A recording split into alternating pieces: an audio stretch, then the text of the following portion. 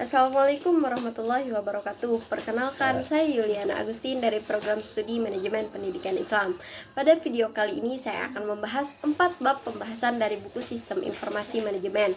Adapun yang akan saya bahas terkait tentang sistem informasi manajemen pada bab pertama, sistem informasi basic data pada bab kedua, dan modelan proses perangkat lunak pada bab ketiga, dan yang terakhir analisis dan desain sistem informasi. Ya, mungkin langsung saja kita kepada bab pertama terkait sistem informasi manajemen. Pada bab ini saya akan menjelaskan basic pertama yang harus kita pahami pada sistem informasi manajemen, yaitu terkait konsep sistem. Definisi sistem itu sendiri singkatnya makna kata sistem didefinisikan dengan berbagai pendekatan dan beragam istilah. Adapun menurut salah satu ahli, sistem adalah suatu program yang saling berinteraksi, saling tergantung dan saling terintegrasi dalam kesatuan variabel ataupun komponen. Seperti contohnya sistem transportasi. Sistem transportasi pasti mencakup jaringan jalan, kereta api, bus, dan transportasi udara yang memungkinkan orang untuk bergerak dari satu tempat ke tempat lain.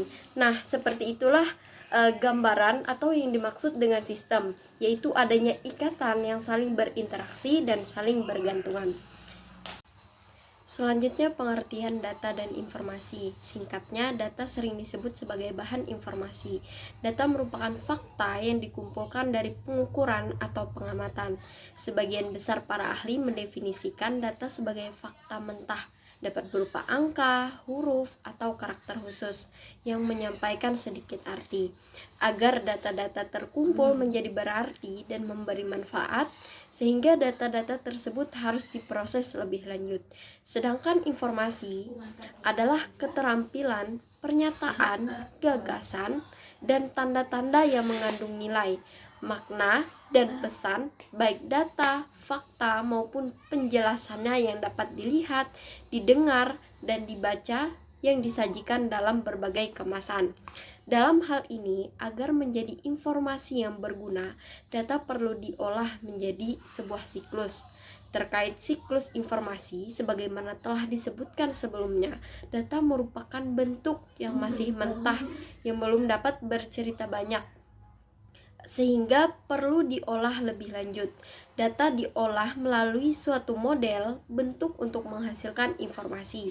Data diolah melalui model tertentu menjadi informasi yang dapat dimanfaatkan oleh penerima dalam membuat keputusan dan melakukan tindakan, yang berarti melakukan suatu tindakan lain yang akan membuat sejumlah data kembali. Data yang masih belum diolah akan disimpan dalam bentuk basis data. Dalam data yang disimpan ini nantinya dapat diambil kembali untuk diolah kembali menjadi informasi. Data tersebut akan ditangkap sebagai input, diproses kembali lewat suatu model tertentu, dan seterusnya membentuk suatu siklus. Data perlu diolah menjadi sebuah siklus sebagai siklus pengelolaan data. Kualitas dari suatu informasi tergantung dari 3 hal. Pertama, akurat, yaitu informasi harus bebas dari kesalahan-kesalahan dan tidak bias atau menyesatkan. Akurat juga berarti informasi harus jelas mencerminkan maksudnya. 2, tepat pada waktunya, yaitu informasi yang datang pada penerima tidak boleh terlambat. Informasi yang tepat waktu memungkinkan kita untuk merespon perubahan dengan lebih efektif. Yang ketiga, relevan, yaitu informasi tersebut mempunyai manfaat untuk pemakainya. Ya, pembahasan terakhir di bab ini yaitu mengenai sistem informasi manajemen, disebut dengan SIM, yang merupakan penerapan sistem informasi di dalam organisasi untuk mendukung informasi-informasi yang dibutuhkan oleh semua tingkatan manajemen. Adapun konsep dan tujuan SIM tidak lain adalah untuk memberikan informasi yang akurat, tepat waktu, relevan, dan bermanfaat bagi pengambilan keputusan di berbagai tingkatan manajemen. Kemudian proses SIM, penjelasan proses-proses yang terjadi dalam SIM, mulai dari pengumpulan data, pengolahan data, penyimpanan informasi, hingga penyajian dan distribusi informasi kepada pengguna. Dan terakhir, keuntungan dan manfaat SIM. Dengan ini, manfaat yang diperoleh dari penerapan SIM adalah dapat meningkatkan efisiensi operasional, pengambilan keputusan yang lebih baik, pemantauan dan evaluasi kerja yang lebih baik lagi. Pada bab 2 ini kita akan bahas mengenai sistem manajemen basis data. Sistem basis data didefinisikan sebagai suatu sistem yang terdiri atas kumpulan file atau tabel yang saling berhubungan dalam sebuah basis data pada sebuah sistem komputer, dan kumpulan program sistem manajemen basis data yang memungkinkan beberapa pemakai atau pemrogram lain untuk mengakses dan memanipulasi file atau tabel tersebut. Pada sebuah sistem basis data yang lengkap akan terdapat komponen-komponen utama, yaitu perangkat keras atau hardware, sistem operasi, operating system, basis data, sistem pengelolaan basis data atau database, manajemen sistem, dan pemakai. Tujuan awal dan utama dalam pengelolaan data dalam basis data adalah agar dapat memperoleh atau menemukan kembali data yang dicari dengan mudah dan cepat. Hal yang sangat ditonjolkan dalam basis data adalah pengorganisasian data yang akan disimpan sesuai fungsi atau jenisnya. Pengaturan ini dapat berbentuk sejumlah tabel terpisah atau dalam bentuk pendefinisian file-file data setiap tabel. Berdasarkan abstraksi data, sistem basis data adalah koleksi dari file-file yang saling berhubungan, di mana program-program yang dibuat pengguna dapat mengakses dan memodifikasi file-file tersebut. Salah satu tujuan dari sistem basis data adalah menyediakan pengguna suatu pandangan abstrak dari data, yaitu sistem menyembunyikan rincian bagaimana data disimpan dan dipelihara. Ada banyak model pada sistem manajemen basis data. Sebelumnya, model data merupakan struktur mendasar basis data, yaitu sekumpulan cara, peralatan, atau tools untuk mendeskripsikan data-data, hubungannya satu sama lain, serta batasan konsistensi. Untuk memperlihatkan konsep dari model data, dua model data yang paling sering digunakan adalah ERD dan model relasional. Keduanya menyediakan cara untuk mendeskripsikan perancangan basis data pada peringkat logika. Selanjutnya, model basis data relasional. Model basis data relasional merupakan sekumpulan tabel berdimensi 2, biasanya disebut relasi atau tabel, yang merupakan tempat data disimpan. Masing-masing tabel dalam model basis data relasional terdiri atas baris dan kolom. Selain itu, pada model basis data relasional juga terdapat istilah key atau kunci. Key adalah suatu atau gabungan beberapa atribut yang dapat membedakan semua baris data dalam tabel secara unik. Artinya, jika suatu atribut dijadikan key, maka tidak boleh ada dua atau lebih baris dengan nilai yang sama untuk atribut atau kolom tersebut. Ada 3 macam key yang dapat diterapkan pada suatu tabel, yaitu pertama, super key, kedua, candidate key, yang ketiga, primary key. Kemudian pembahasan penggunaan basis data dan administrator. Sasaran utama dari sistem basis data adalah memanggil informasi tertentu dari basis data dan menyimpan informasi baru ke basis data. Orang-orang yang bekerja dengan basis data dapat dikategorikan sebagai pengguna basis data dan administrator. Selanjutnya, kemudian keunggulan penggunaan sistem basis data. Pertama, pemeliharaan data yang terpusat. Sistem basis data memungkinkan pengguna untuk menyimpan dan mengelola data secara terpusat. Hal ini memungkinkan akses yang efisien dan konsisten terhadap data oleh berbagai pengguna dan aplikasi yang berbeda. Dengan data yang terpusat, perubahan atau pembaruan data hanya perlu dilakukan sekali dan semua pengguna akan melihat perubahan tersebut. Kedua, konsistensi data. Sistem basis data menyediakan mekanisme untuk menjaga konsistensi data. Aturan integritas data dapat diterapkan untuk memastikan bahwa data yang dimasukkan ke dalam basis data sesuai dengan aturan yang diterapkan. Misalnya, aturan dapat memastikan bahwa suatu nilai tidak boleh kosong atau bahwa suatu relasi antara data harus dipenuhi. Dengan konsistensi data yang terjaga dapat dihindari adanya inkonsistensi atau data yang saling bertentangan. Ketiga, keamanan data.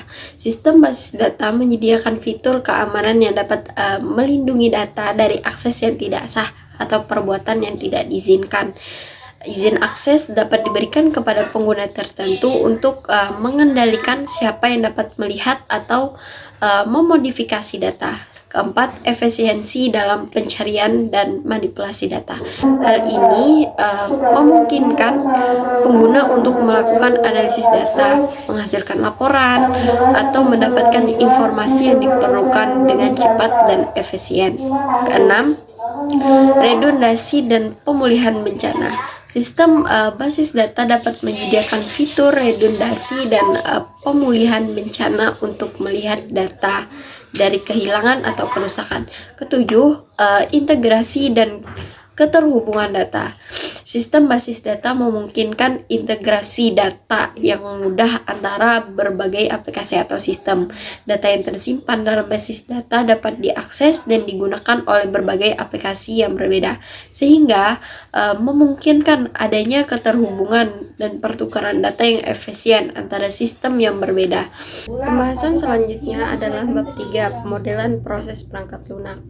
Pemodelan proses perangkat lunak merupakan suatu pendekatan atau metode yang digunakan dalam pengembangan perangkat lunak untuk memahami, merencanakan, dan menggambarkan alur kerja atau proses yang terlibat dalam pengembangan perangkat lunak. Pemodelan proses perangkat lunak dapat membantu mengembangkan dalam mengorganisasi aktivitas, mengidentifikasi ketergantungan, dan mengelola risiko dalam siklus pengembangan perangkat lunak. Beberapa model yang umum digunakan dalam pemodelan proses perangkat lunak adalah sebagai berikut. Pertama, model sekuensial linear, juga dikenal sebagai waterfall model. Model ini menggambarkan proses pengembangan perangkat lunak sebagai urutan linear dari tahap-tahap yang saling tergantung. Tahap-tahap tersebut meliputi analisis kebutuhan, desain, implementasi, pengujian, dan pemeliharaan. Ketiga, evolusioner. Model ini bertujuan untuk mengatasi ketidakpastian dan perubahan yang mungkin terjadi selama siklus pengembangan perangkat lunak. Keempat, model spiral. Model ini menggabungkan elemen-elemen dari berbagai sekuensial linear dan model prototipe dengan penekanan pada manajemen risiko. Pendekatan ini melibatkan pengembangan perangkat lunak melalui serangkaian siklus, dengan setiap siklus melibatkan perencanaan, analisis risiko, pengembangan, dan evaluasi. Ya, mungkin itu singkatnya dari pembahasan bab 3. Selanjutnya kita memasuki kepada pembahasan bab 4 mengenai analisis dan desain sistem informasi akademik perguruan tinggi. Singkatnya, analisis ini adalah sebagai proses untuk merencanakan, mengembangkan, dan mengimplementasikan sistem informasi yang mendukung operasional dan manajemen akademik di sebuah perguruan tinggi. Sistem informasi akademik ini bertujuan untuk mengelola dan menyediakan informasi terkait dengan kegiatan akademik, termasuk pendaftaran mahasiswa, jadwal kuliah, pengelolaan kurikulum, pengelolaan nilai, dan lain sebagainya. Berikut beberapa tahapan dalam analisis dan desain sistem informasi akademik perguruan tinggi. Pertama, pengumpulan kebutuhan. Tahap awal dalam analisis dan desain sistem informasi adalah pengumpulan kebutuhan dari pengguna sistem, seperti dosen, mahasiswa, dan staf administrasi. Kedua, analisis sistem. Pada tahap ini, analisis sistem akan menganalisis kebutuhan yang telah dikumpulkan dan mengidentifikasi masalah serta kesenjangan yang ada dalam sistem yang ada. Ketiga, desain sistem. Setelah tahap analisis, desain sistem dilakukan untuk merancang solusi sistem yang sesuai dengan kebutuhan yang telah diidentifikasi. Desain ini meliputi perancangan struktur database, antarmuka pengguna, alur kerja proses bisnis, dan pemodelan sistem secara keseluruhan. Keempat, pengembangan sistem. Tahap pengembangan sistem melibatkan implementasi desain yang telah dibuat. Kelima, ada implementasi dan peluncuran. Setelah sistem telah dikembangkan dan diuji, tahap implementasi dan peluncuran dilakukan. Yang keenam, terakhir, pemeliharaan dan evaluasi. Setelah peluncuran sistem, pemeliharaan rutin dan evaluasi sistem sangat penting untuk dilakukan. Pemeliharaan melibatkan pemantauan kinerja sistem, pemecahan masalah, dan perbaikan yang diperlukan. Evaluasi dilakukan untuk mengukur keberhasilan sistem dalam memenuhi kebutuhan pengguna dan mengidentifikasi peluang untuk perbaikan lebih lanjut.